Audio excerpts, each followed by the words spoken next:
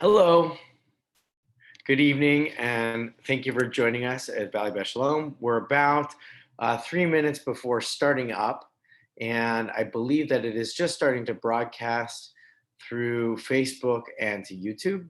So I'm glad that you're tuning in, glad that you're going to join us for learning. This class is going to be, once again, beginning at 7 p.m. It's entitled Soul Mastery.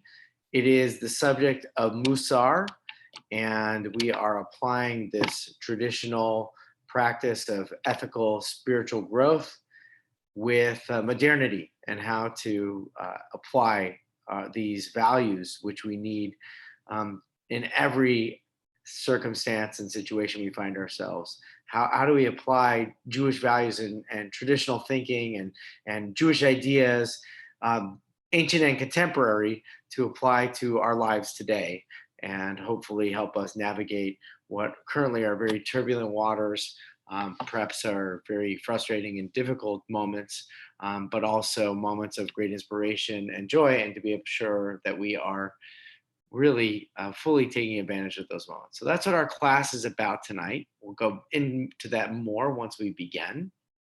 But for those who are tuning in right now, I just want to use this opportunity to talk about how fabulous the programming at Valley Beth Shalom is for you to be a part of, and how we are welcoming you in as many ways as you have time and are capable and are just able to tolerate with all of the content that we're offering through our wonderful portals at vbs.org, Valley VBS at Home.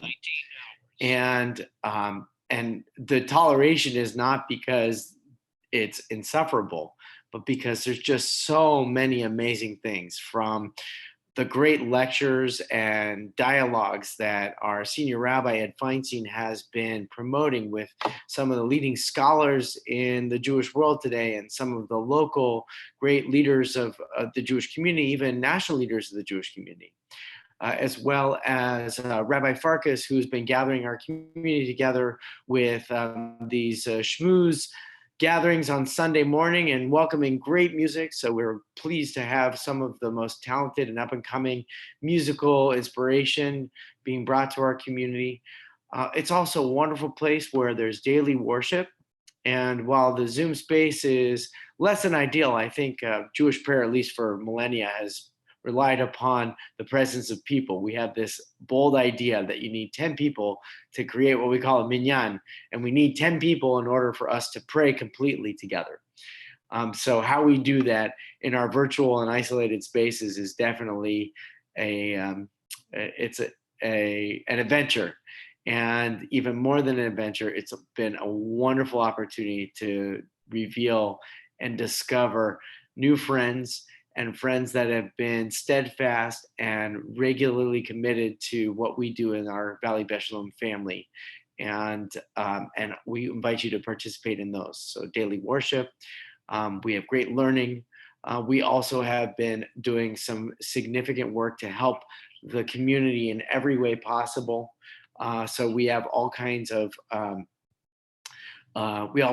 like emergency responses for food. We have a food bank, which is still very much in need of donations. And if you're able to swing by our synagogue in Encino and to drop some of the extra food that you have, or if you're able to go to the market the next time and pick up a couple extra items that people who are very much in need would appreciate.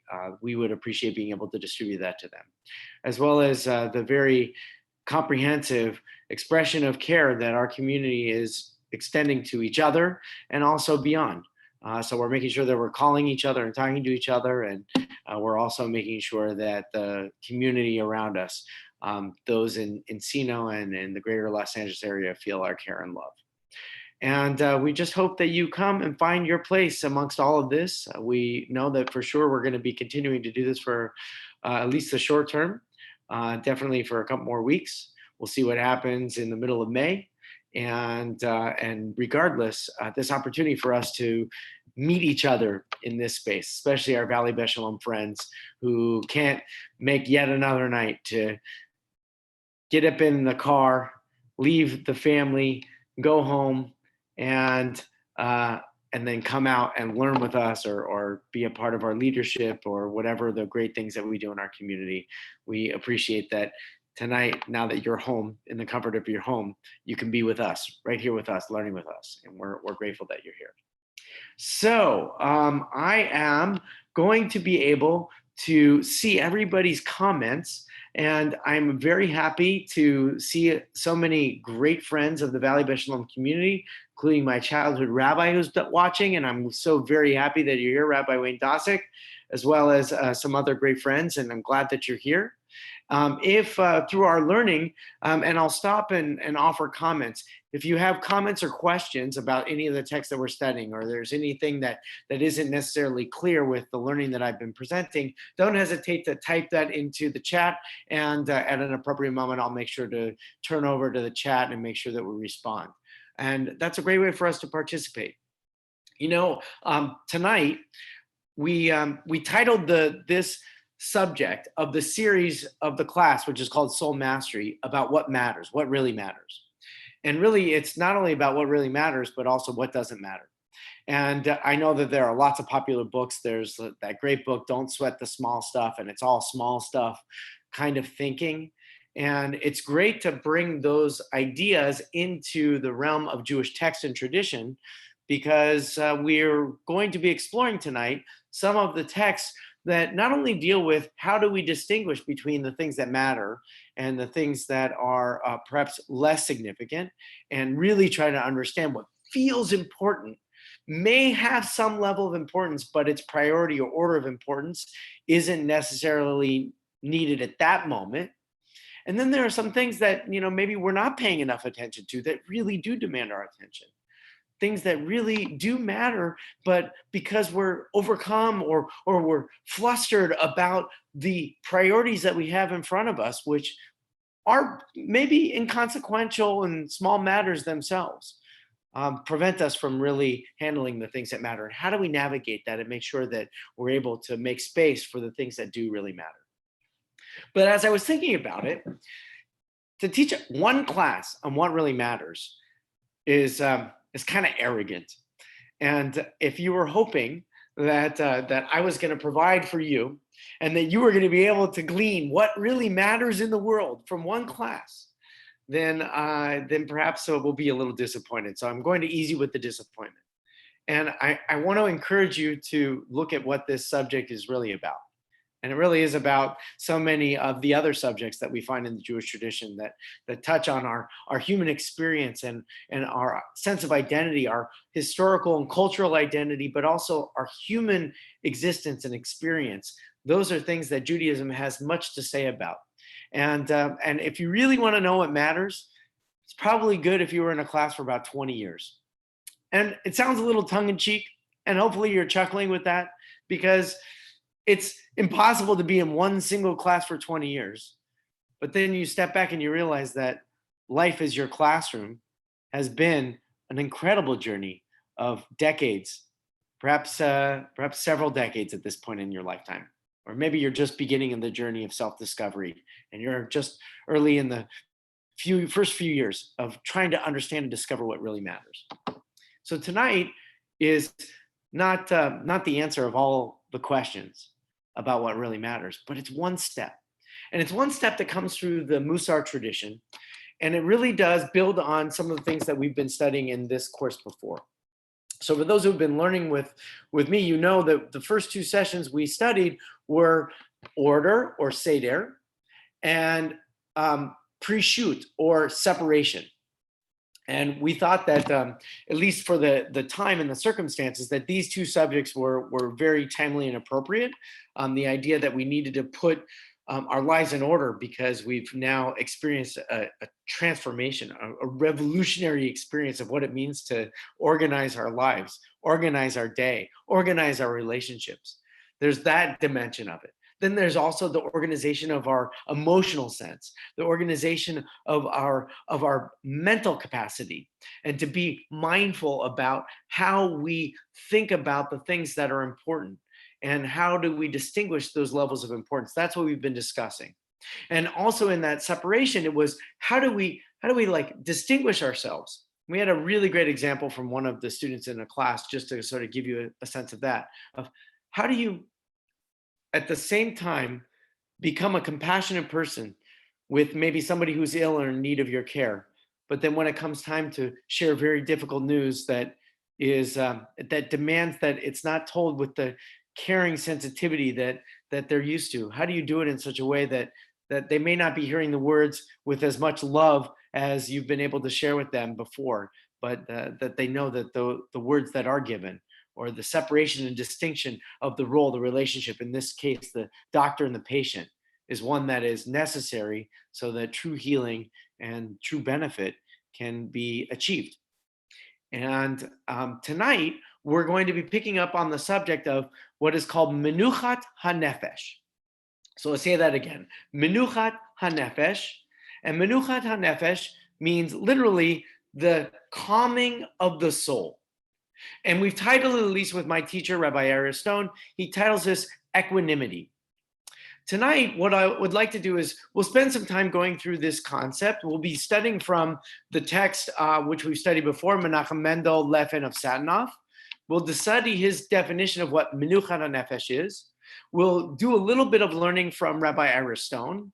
And then tonight I brought a little bit from Moses Maimonides, the Rambam, to just study a little bit about his text, which was one of his more popular and accessible texts called the 8 chapters, or Shmona Prakim.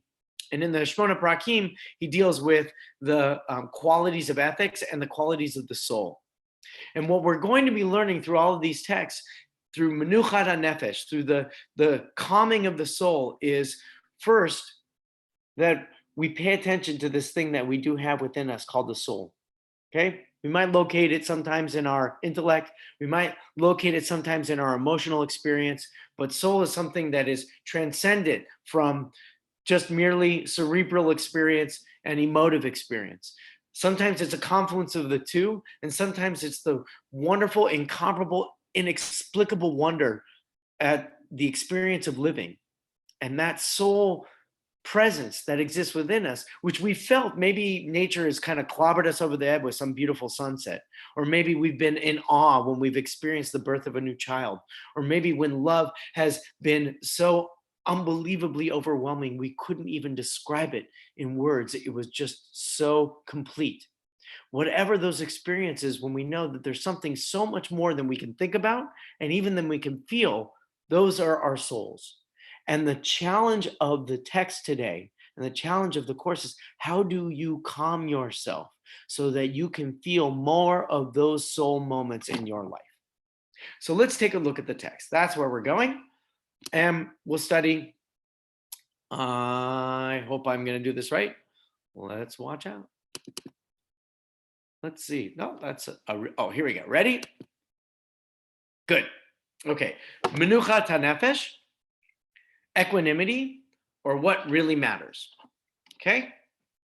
So Menachem Mendel of Satanov says in his book, The Cheshbon HaNefesh, which means the accounting of the soul, rise above events that are inconsequential, both bad and good, for they are not worth disturbing your equanimity. Okay, I'll read it again. Rise above events that are inconsequential. That sounds very familiar, right? Don't sweat the small stuff. But then he goes further, both good, bad, and good, right? There's the stuff that's, we've discerned trivial. And there's even the stuff that maybe is inconsequential, even though it's delicious and delightful, right? It's a Netflix show that you finish the episode right at the end, and it's so good, you can't wait for the next episode to begin. And lo and behold, Netflix knows that you are going to like that, and they continue on. I'm not sure if that's good or bad. Maybe that's what we're talking about. For they are not worth disturbing your equanimity.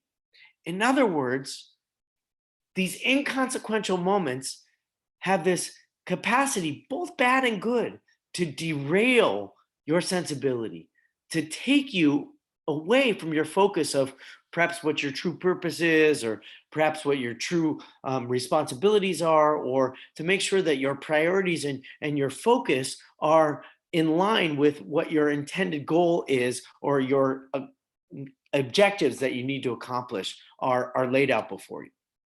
So this is menuchat hanefesh, right? This idea that you don't sweat the small stuff, both good and bad, because sweating the small stuff can throw you off your horse of having a good and healthy soul. What does that look like? Well, let's take a little bit of time to explore. So once again, I told you we're going to study a little bit from my rabbi, Rabbi Aristone. I have several rabbis, so I'll just say he's my rabbi too. And with permission, since we're in this very frontal, directive, singular, linear motion of teaching tonight, I'll be doing the reading. I hope that you'll follow along on the screen. Okay? This definition also raises significant thoughts about what is the exact meaning of the term events that are inconsequential, both good and bad. How do we identify such events?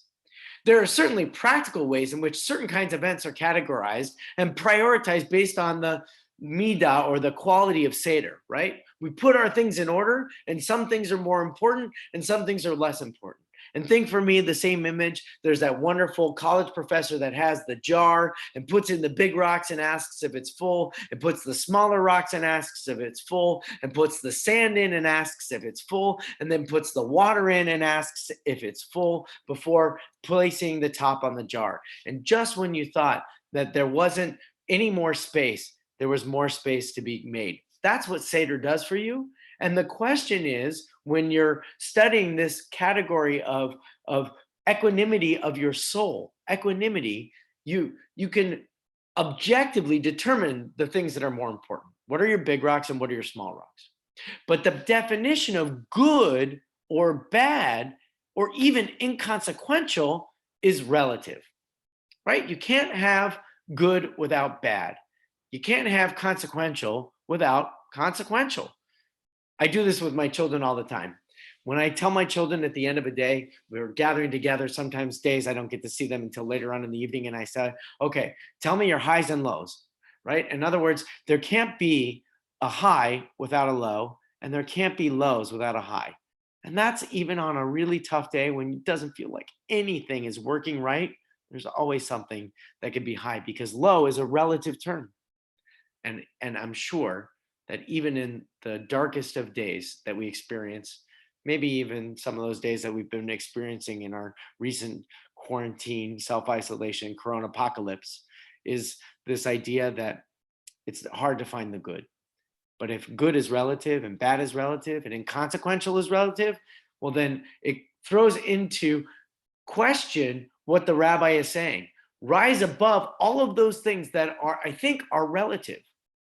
Don't concern yourself with relative estimations of what is good or bad in your life. That is true. That's kind of what we do as human beings. But to make our soul at rest is when those distinctions are irrelevant. Working at that is what the task is, according to this midah. Events themselves are actually devoid of these values until we assign them those attributes. And even those attributes can change as something which seemed like it was bad, in turn revealed itself as something good. Hello, my friend Jonathan Starr. He said these judgments about consequential versus inconsequential depend on your perspective. That is great for reaffirming exactly what we said before, right? Something is consequential and inconsequential. It's really hard to determine. And if you were a person that said, well, I really know what it means to be consequential and inconsequential. I know what's important. I know what really matters. And I confront somebody who doesn't think that what matters to me really matters. That could be very frustrating. And we're going to talk a little bit about that, because I have a what would you do practical example that's going to throw that concept into question and figure out how we deal with it on a practical level. Okay, everybody doing okay? Can't see you, but how about you give me some reactions? Let me know that it's good. Okay?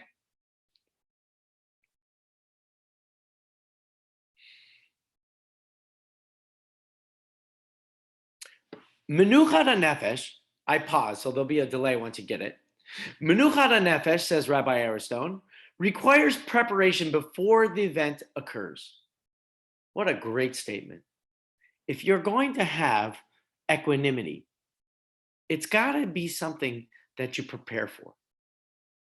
You can't just simply be able to react to a situation, whether it's a good reaction or a negative reaction, right in the moment. Those things need preparation.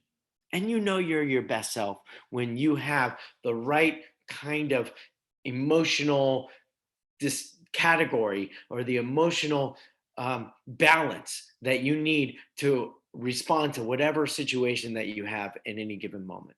And the more that you have that, the better you are. Whatever profession that you express, whatever experience of life that you have, whether it's a parent or it's as a child caring for a parent, or whether it's in the professional life as a lawyer or as a rabbi or as a doctor or as a business person, and all of us are trying to figure out how do we do what we need to do better. And part of it, says the rabbi, means that we need to be prepared for that. If you want to have menucha and nefesh, you can't just simply say, I've got it, it's here. I've got to prepare for it. When we are confronted with an event, we must respond out of an already cultivated commitment to the obligation to bear the burden of the other that precisely defines the future. Okay, let me break it down. Sometimes my rabbi has a lot of words that he likes to express in one sentence. When we are confronted with events, we're already compelled to respond. And Mussar is all about preparing yourself for that moment of response. Are you going to respond in that moment with a sense of what we call tikkun, a sense of repair, of wholeness, of bringing greater clarity and connection, or of maybe frustration, of kibush, that you're going to have to like quash that because you don't have the equanimity that is requisite for the best possible response. Sometimes people get frustrated, right? Frustration is the emotional experience of having the insufficient tools accessible to you to respond properly in the moment. This is the antidote to that. So he says, and it is about, so the rabbi says, committing our obligation to bear the burden of the other that precisely defines this future. It's less about what we do that has the impact as it is how we respond in this moment to the way that others behave. I would posit, as you continue to do this work and as you practice these ideas in your life, you'll recognize that people respond to you not just as people that will carry their burden, but they'll also see you as a person that is radiant with a sense of equanimity, a sense of menuchat nefesh. We must have already cultivated a sensibility of humility, allowing us to see the truth of others rather than their masks. I would love to spend another 2 hours on that statement alone, but I am going to pause for that, take some comments, and I'm just going to acknowledge that this is some of the important work that we do with people. And when sometimes we're in large public spaces, we don't see the truth of other people, right? We allow masks. I mean, here physically right now, right? We're out if you're ever out in public, if you've been out in public, we're all masked up right now. It's a remarkable kind of experience, isn't it? At best, you see other people's eyes. And if you lock eyes with another person, what is it that you see? Do you see their truth, or do you see the mask that is behind their mask? And there's a lot that you can learn about people by just paying attention to how they look back in response to you. Some of us are more adept at this than others. Some of us learn on this. So let me say one thing. I'm going to stop and look at the comments. So Elon writes, and hello, Elon, my great friend and partner in learning. He says, actually, it's not hard to find the good in our COVID-19 reality. Thank you. I agree. Frequent contact with family worldwide. I will tell you, I had dinner with my family again tonight, and I liked it, and it was healthy. It was a great thing. Of all the, here, I'm going to just keep reading the comment. Off of the freeway, that's a good one, right? I put 4 miles on the odometer in the past month. That's right, less gas, right? And gas is cheaper, by the way. gardening veggies, amen, amen. Tiring the dogs out with frequent walks. God help all the dogs in the world that are not going to know what to do when everybody goes back to work. And lots of time with Bobby, his wife. Thank you for putting that in the comments as well. How wonderful that you, as friends, continue to tolerate each other. And that is true for us. And I share personally, and I hope it's true for so many of us. Bye, Jonathan. He said he had to run. And welcome all the friends that are continuing to learn with us. So now, let's go to the last paragraph about what Rabbi Stone has shared with us, and then we'll continue on to the Rambam, okay? Our true self, in quotation marks, do you see this? You will see this in a moment. Our true self is a soul. And as a soul, we have the capacity to constrain the self and make space for the other. When we encounter either bad news or good as an interruption in the flow of our daily routine, the first questions that we must ask ourselves, even before the question, what about the other, is, am I reacting from a self-concerned mode? In other words, is the good that I'm feeling, is it about me? Is it the good? Is it like my own pleasure that I'm experiencing? Ask the question. Doesn't mean that it's wrong that you feel that way.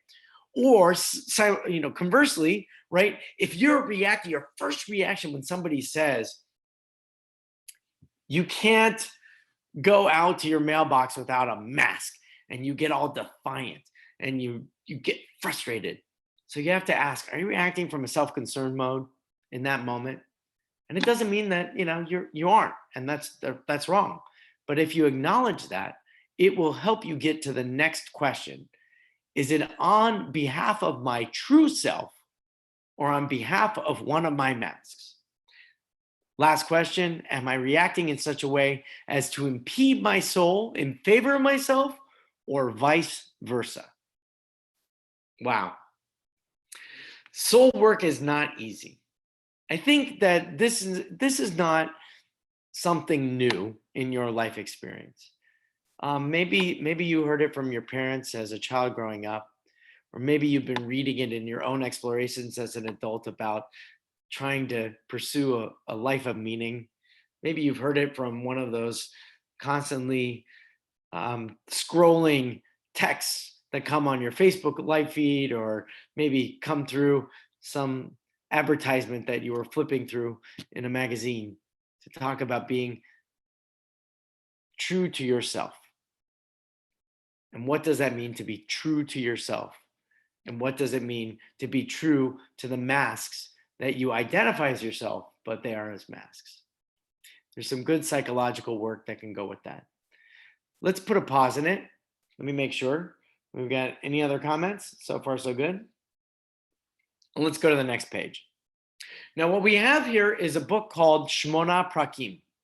Shmona Prakim was written in the 12th century, more or less, by Moses ben Maimonides, or the Rambam, as his name and acronym is.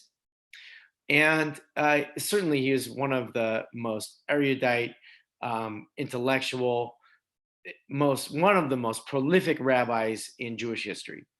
And certainly in his genius, he was able to compile vast amounts of rabbinic literature, and he tried to condense them into 14 books, which he entitled the Mishnah Torah. Okay, perhaps he had a very inflated ego, and the word Mishnah Torah, which means second Torah, he kind of had it in his mind that it would be the Torah that people following him would read, because it would be more digestible and more complete with all of the rabbinic insights that had happened throughout the generations. He's also very popular for a great work called More Nevuchim, which is a great philosophical treatise built on the works of Aristotle, and then expanded not only from the Arabic thinkers of the time, but he's bringing his own Jewish philosophy. In many ways, he's one of the founding fathers of Jewish philosophy. How to consolidate the great wisdom of the Western civilizations and to bring the Jewish wisdom to them. It prompted, I think, this book, right, which is kind of our subject. it's one thing to talk philosophy and to have the ideas ruminate in our consciousness, and there's tremendous nourishment that comes from that, and also great understanding. If you want to answer the question of what really matters, there's some great philosophy about that concept that you can read from virtually every generation. This moves into something a little bit more practical. And so what I have here is actually a good part of the third chapter, and then a little bit of the fourth chapter, just so that you can get it, because there's one kind of main theme that comes out of this. So here's what I like when he was talking about the soul. He says, the ancients maintained that the soul, like the body, is subject to good health and illness. Okay? So he's going to say body and soul are separate things. And just like the body has things that nourish it, food and sunlight, and sometimes, if necessary, medication, which can help the blood flow better, or to fight off disease, right? Just like the body has those things which help it maintain its health, so too does the soul have its own qualities of health maintenance.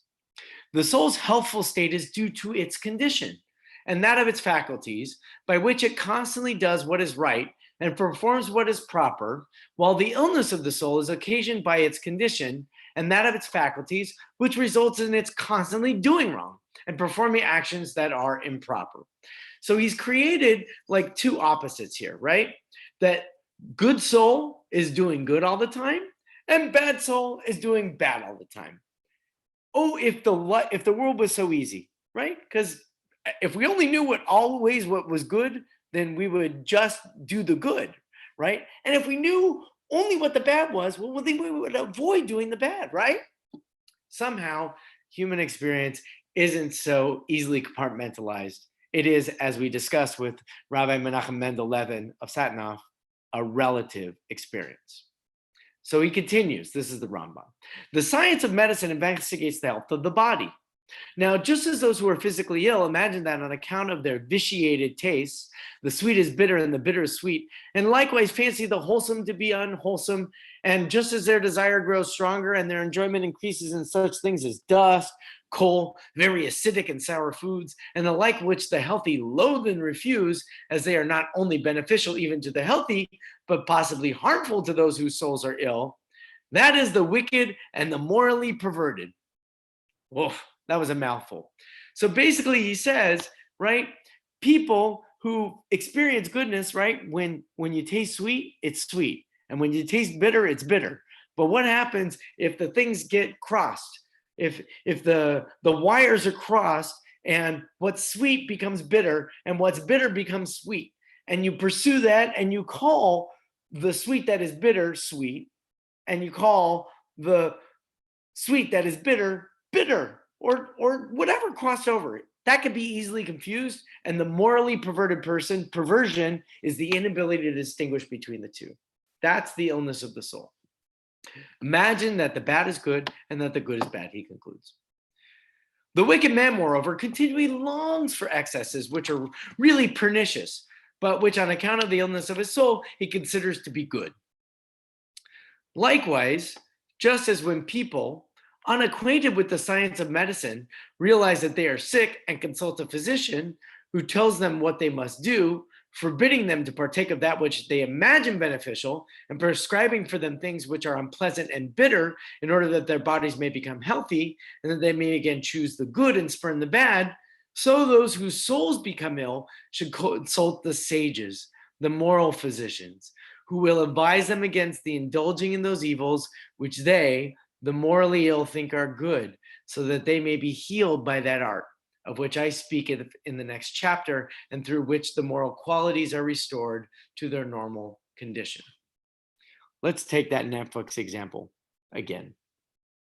I happen to resume a show that I really like to watch, and I have been guilty of binge watching it. This is my confession to you, all of you that are watching. And as I'm watching it, there is nothing better than the end of the episode, as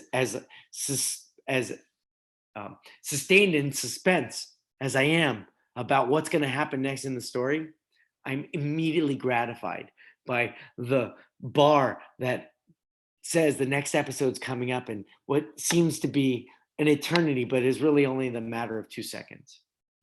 I would say that with extended experience of watching television or watching video screens with that kind of content, binge watching, as they say, is probably morally unhealthy. That's what the Rambam's talking about. So now, I mean, I need to go to my rabbi, I guess, and say, I really want to watch the show. And what's my rabbi going to tell me? Right? My rabbi is going to tell me, and by the way, anybody can chat in the comment box because you're all my rabbis tonight. You could say everything in moderation. We're going to get to that because that is the core of Maimonides' teaching here. So let's just conclude this last part of his teaching. But if he was morally sick, be not aware of his illness, imagining that he is well, or being aware of it, does not seek a remedy, by his end will be similar to that of one who's suffering from a bodily ailment, yet continuing to indulge himself, neglects to be cured, and who in consequence surely meets an untimely death. Those who know that they are in a diseased state, but nevertheless yield to their inordinate passions, are described in the truthful law, which quotes their own words, and I cut out the rest of it. If you wanted to read the Deuteronomy, it gives some textual basis of this idea of yielding to inordinate passion and the consequences that come.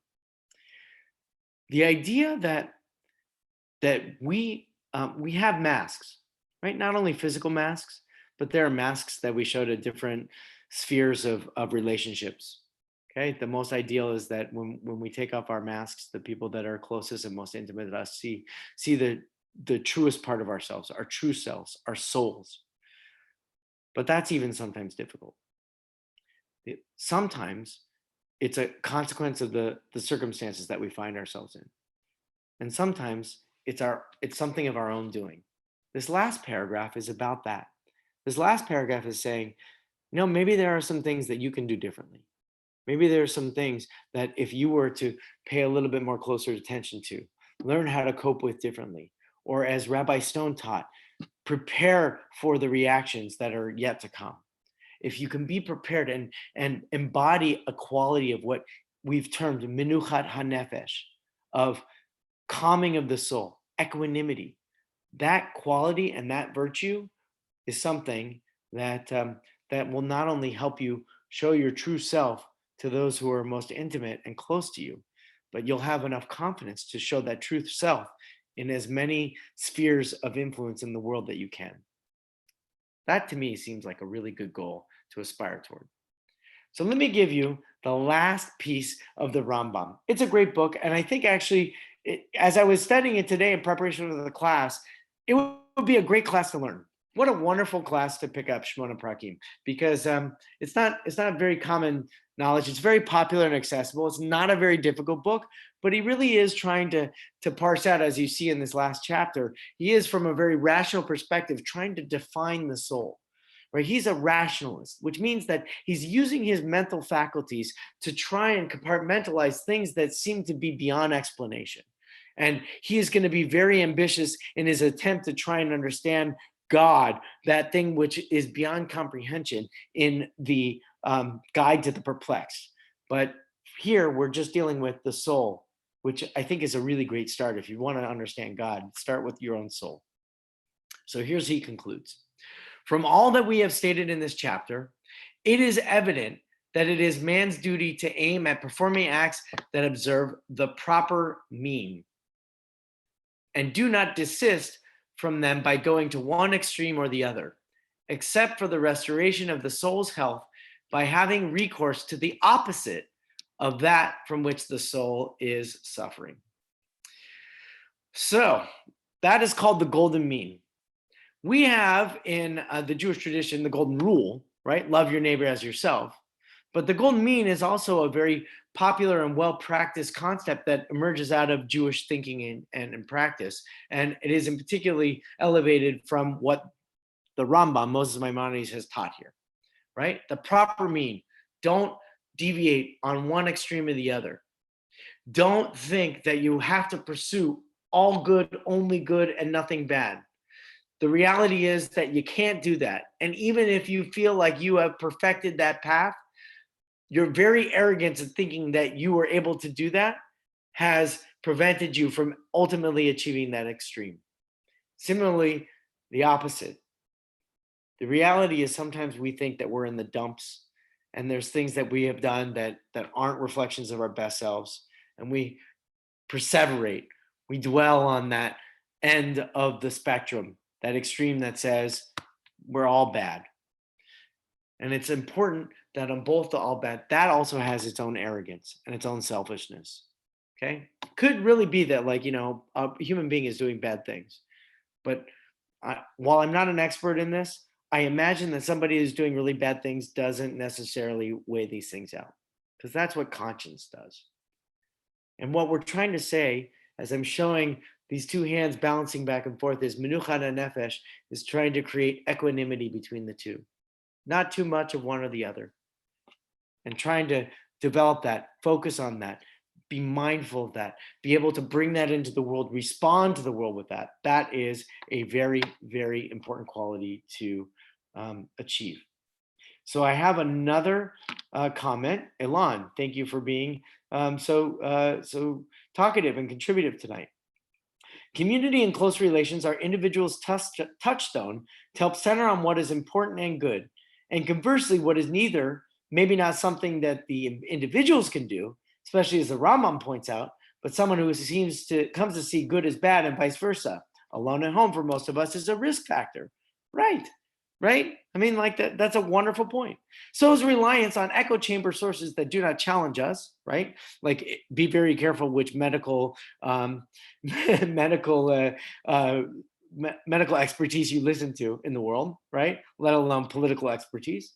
So is reliance on an echo chamber of sources that do not challenge us, but rather just reinforce the wrong thinking. Getting political here, so I won't go any further with that. So did I. And thank you, Elon, for sharing that. We won't go any more political than that. There's frustration. Menuchat Nefesh asks you and all of us, how do we even react in those spaces with the best possible response? So let's play a game, okay? Let's play a game of what would you do? Okay, we have about 15, 20 more minutes, and we're gonna do this, and then we'll have a little bit of time to think about this. Okay, so I'm gonna read the what would you do. Okay, when you, once you get to the end of it, I would like for you to put in the chat, if you are comfortable, how you would respond in this moment. But I want you to listen to a couple things. See what questions emerge for you when you're hearing this scenario unfold. Ira is at shul for morning minyan. While the Torah is being read, some people in the back of the room start chatting. Ira is immediately incensed and thoughts start running through his mind. Have these people no respect for Torah or the rest of the minyan? If they want to chat, why don't they go outside? And so on. He goes over to those talking and yells at them to stop talking. He goes back to his spot and is still so mad that the incident has happened. When he finally snaps out of it, he realizes that the Torah reading is over and he didn't hear any of it. Because of his lack of equanimity, he has a hard time praying, davening for the rest of the service. So, I wanted to bring a Jewish example, but like, take out shul and put in chores at home. Take out chores at home and put in somebody who should be getting their work done in the office but isn't. Take out somebody who's not doing their work in the office and put in one of your friends that says that they're going to be there for you and they decided that they're not going to be there for you, or they're not paying attention to what you need, and you get really frustrated about that, right? Take it out and put in the party that's supposed to be a certain way, and all of a sudden it's not going the way that you want it to, and you start crying. It's my party and I'll cry if I want to.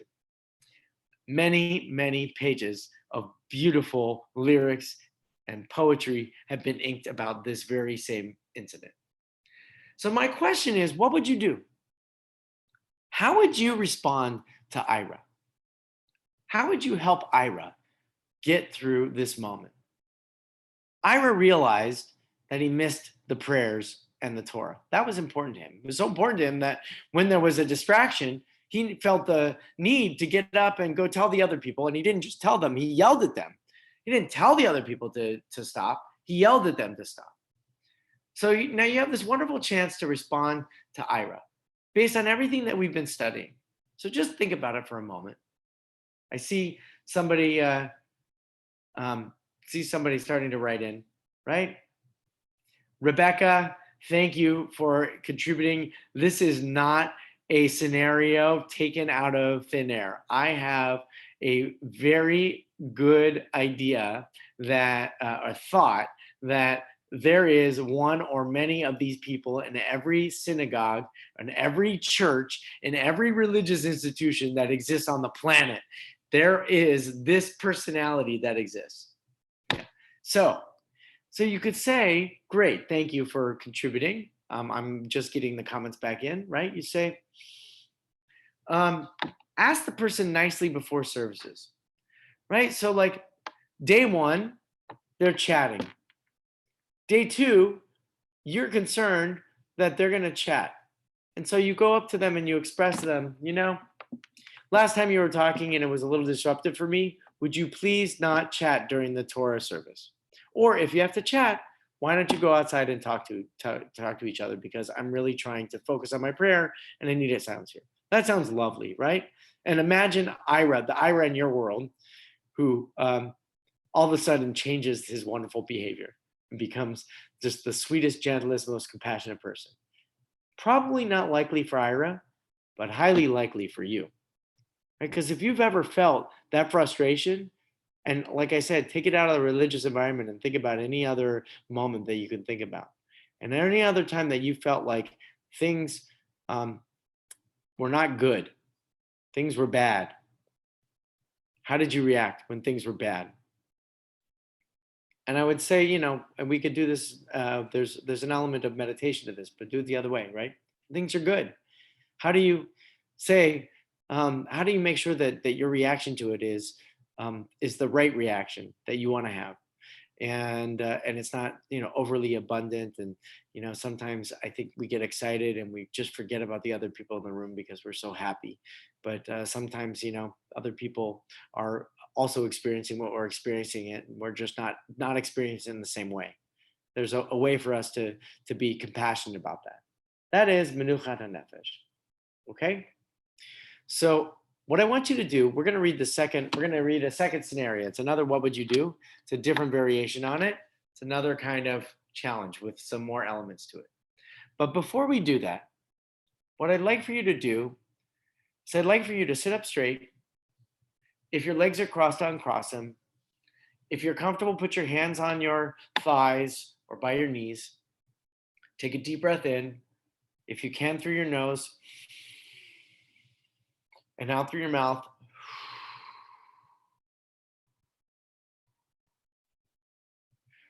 Do that a couple times.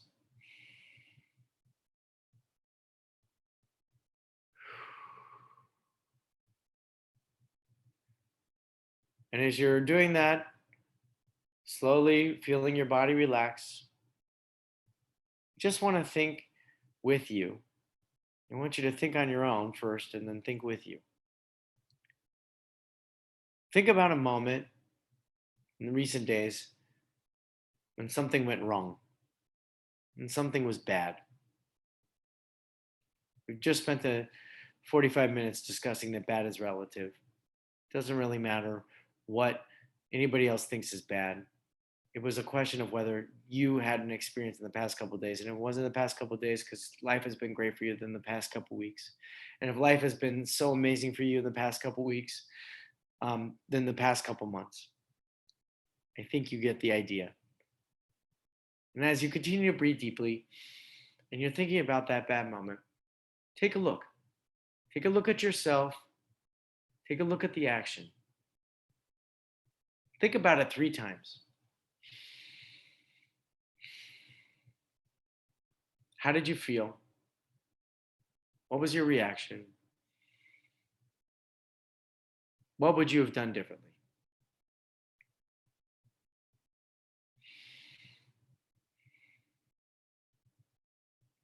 As you take one more deep breath, I want you to slowly open your eyes. I want you to keep those questions in mind. What would you have done differently?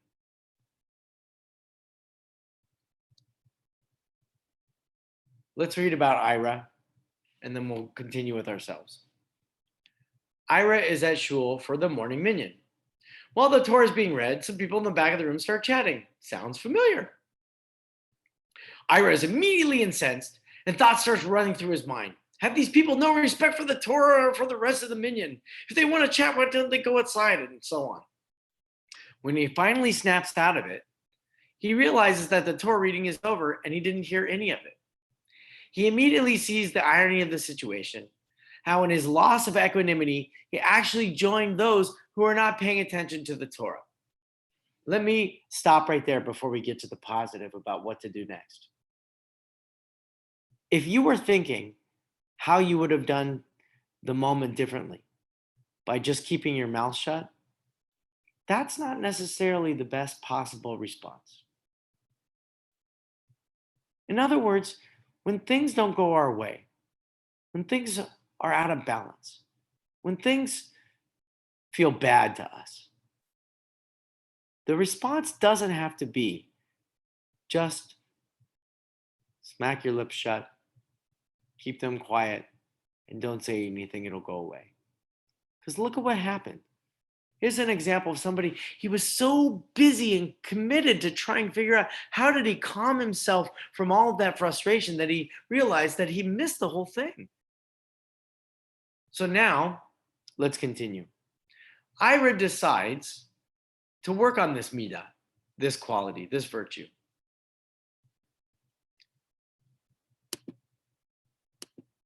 How's that? I hope that's better. Give me a thumbs up if that works. Ira decides to work on this midah, this virtue of menuchat nefesh. He sees his experience as a lost moment of olam haba, defined as the worlds of God's presence. Olam haba in this term means the world to come. And it isn't a sense of like, what happens after life. It's a matter of the next moment that is in front of us. Olam haba. Our sages teach us if you save a single life, it's as if you save the entire world. And what that means is not only that that person's total experience is an entire world unto itself, but it's also this moment that olam haba, the world to come, the life that you save is the possibility of the tomorrow for that person. That's what you're saving. How beautiful that is to keep in mind and what's being taught here. So he says he's gonna see it as a loss, right? He lost olam haba because he was pulling his hair out. He recalls that trigger phrases usually work well for him, and he sets out to find one use in his work on equanimity. So a phrase from the ending of the Amidah reminds him, let my soul be silent, let my soul be like dust to everyone. Now when he reaches the end of the saying of the Amidah, this phrase settles in his mind for whatever might occur for the rest of the service, for the rest of the day.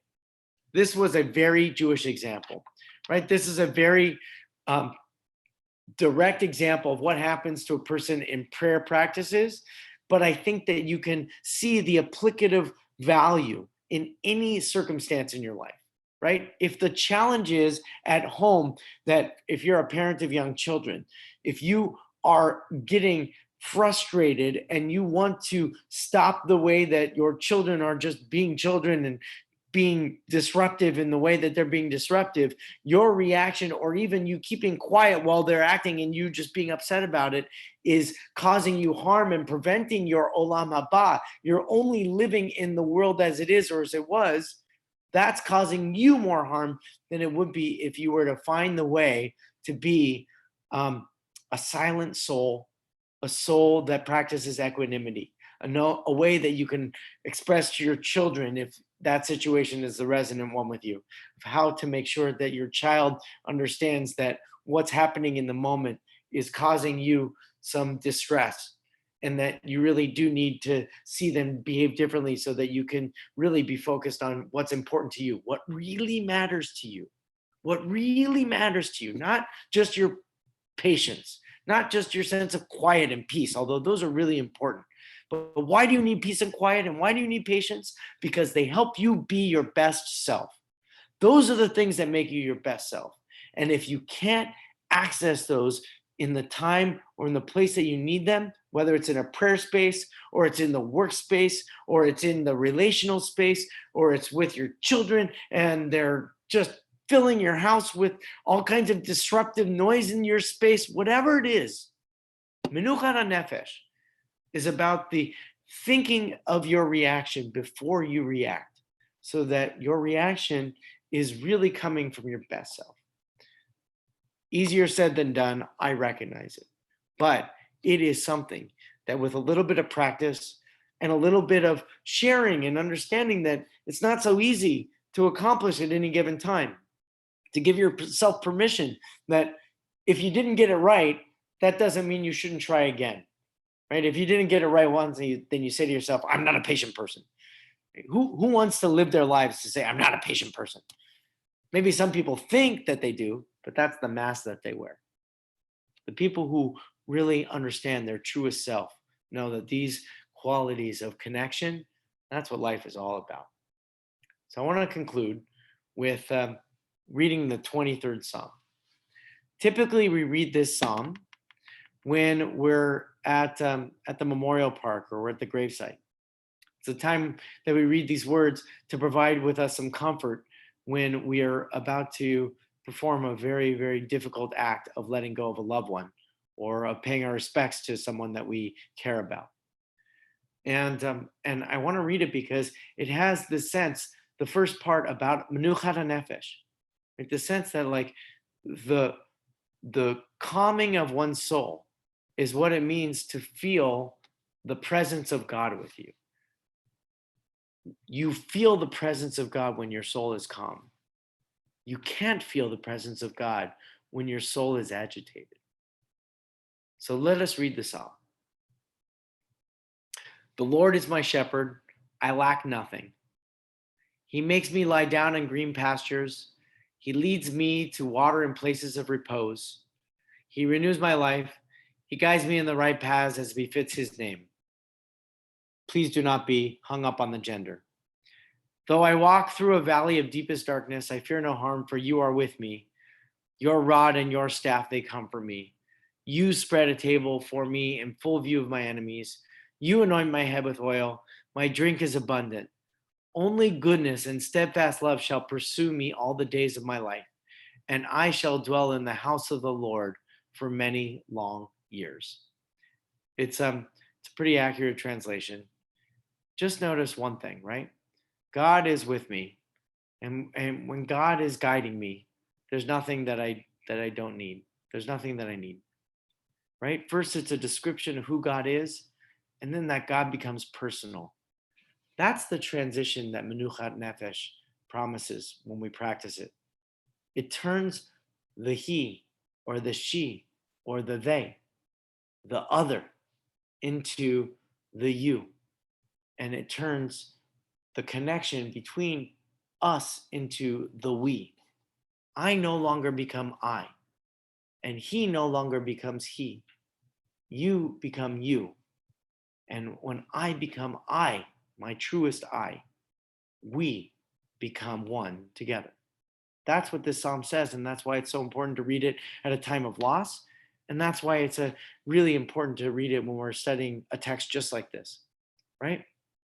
We are brought to places of repose, menuchat nefesh. And if we are there to dwell and to enjoy all of the beauty and grandeur that they offer us, not only physical in their experience, but emotional, mental, and even spiritual, soulful, that those qualities are what we need to transform our third persons into our first persons, to transform our others into our ones, and to transform ourselves into our best selves. This brings us to a conclusion of our learning for tonight. I have one or two comments that I would respond to. And if anybody has any questions, if they would like to pose any questions, I would be honored to answer them. I will say this before we continue with the questions, and then I'll say it again before we conclude. I hope you've enjoyed learning with me tonight. I hope you'll join me next week for another hour's worth of soul mastery, where we'll continue to learn some of these qualities and virtues from the Mussar tradition. Also, you'll understand, as you can see, there is an element of this work that is more practical and applicable when done with a smaller group. And if anybody's interested in learning in a smaller group, we'll do these continual presentations, and I hope you enjoy them. But for anyone who is interested in learning a little bit more, please, you can email me or send me a Facebook message. I think you can do that through the Facebook app. And please, we'll try to put together a group. This is a great time for groups of all places, from all places, to come together, because we can't be together in person. So if we want to meet in smaller groups and get to know each other better with this work, I invite us to do that. And if there's enough of a group, we'll form a class. So Ilan, my wonderfully prolific contributor this evening, thank you for doing it, says, well, I bet that Ira, during other religious services, was near a friend or had a call in somewhat disturbed concentration at that moment, and someone else in the congregation gave him the evil eye. So, right? I mean, that's the trapping. So first of all, Ilan, I mean, I think that was really wonderful, right? Because there's another way for us to look at Ira, which is to say that Ira is just really not necessarily the most sophisticated person, not the most emotionally aware person. And sometimes people, when they're focused on others' behavior and not their own behavior, they sometimes will forget the fact that they're behaving just like the people that they were so critical of. And I suppose we call that hypocrisy and duplicity. But I also think it's kind of like a human element. And I think this work, the second example gives him a sense that he says, I lost something and I'm going to do the work to make it better. He's willing to grow. And I think if you're willing to grow, it's that 20-year class of what really matters that you'll become a master's student of once you practice things like that, if you're willing to continue learning and grow. My email address, I'll put it up at the top of the page here. And then it's right there, jhoffman@vbs.org. Okay. So glad that you are there to join us in learning, and welcome. Okay, so please go ahead and join us with that. And I'm going to do a little stop share so you can see my face. And I don't know if you got to see my face. I think I was in the corner while I was doing the teaching, and it's nice to have my face on the screen. But it was even nicer to have the text on the screen. So I really hope you enjoyed learning tonight. Once again, as I started tonight, if you want to be a part of the Valley Beth Shalom community, it is a great time. We welcome you. We have so many activities, worship services, and learning opportunities, and social gatherings. And we also have opportunities to be responsible for our community beyond, inside the Valley Beth Shalom community and beyond.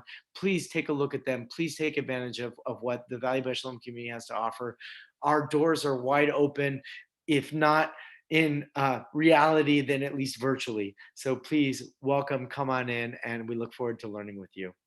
I am going to say goodnight to everybody. I think that I got all the comments, and I'm going to wish you all a good evening and an early Shabbat Shalom. Thanks for learning with me.